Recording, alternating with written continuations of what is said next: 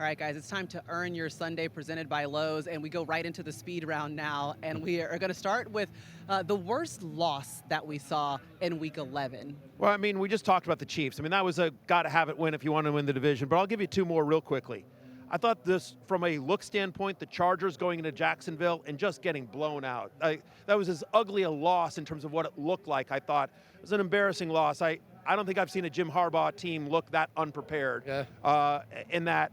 And I'll also just say the Falcons. The Falcons, with the Buccaneers losing, like they had a chance in this division, and I know Penix gets hurt and Drake London gets banged up too, but you got swept by the Panthers.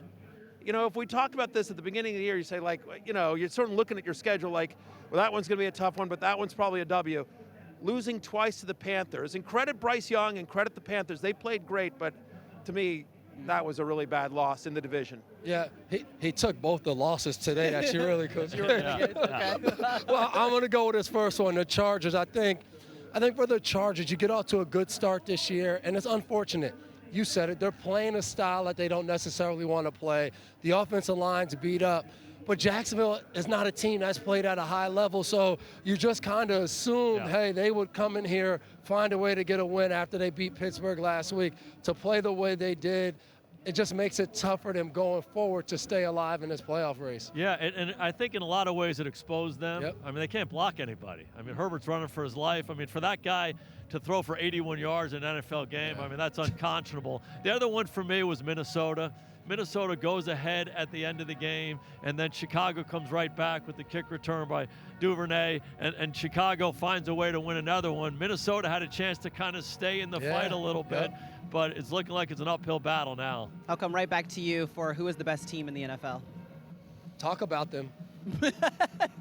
They're sitting next to you. Yeah, all of them. I got to go with Philadelphia.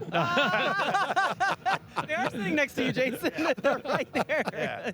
I thought it was a big win for the Patriots the other night against the Jets. I really did. I mean, that was huge for them. The Patriots are awfully good. Drake May playing out of his mind. I do think teams like Philadelphia and the Rams, those guys for me are the best teams right now. Mm-hmm. Speak it into existence. I mean, you might as well. Drake May and those New England Patriots are here.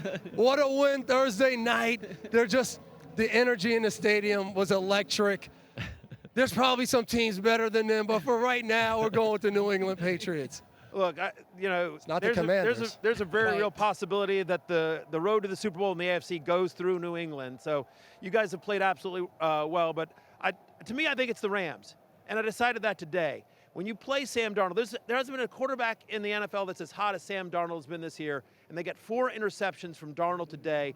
Big win. They've got great skill players. Stafford's playing as well as any quarterback in the NFL. McVay's as good a coach as there is in the NFL. Look, there's a lot of teams that you can point to and say they're right there in the mix, but for me today, I think it's the Rams. Darnold will be happy if he never sees the Rams ever again. Yeah. Last year Especially in the playoffs. at midnight mode. We don't need the black dirt. We don't need any of that. He's like, keep that to yourself. Good news.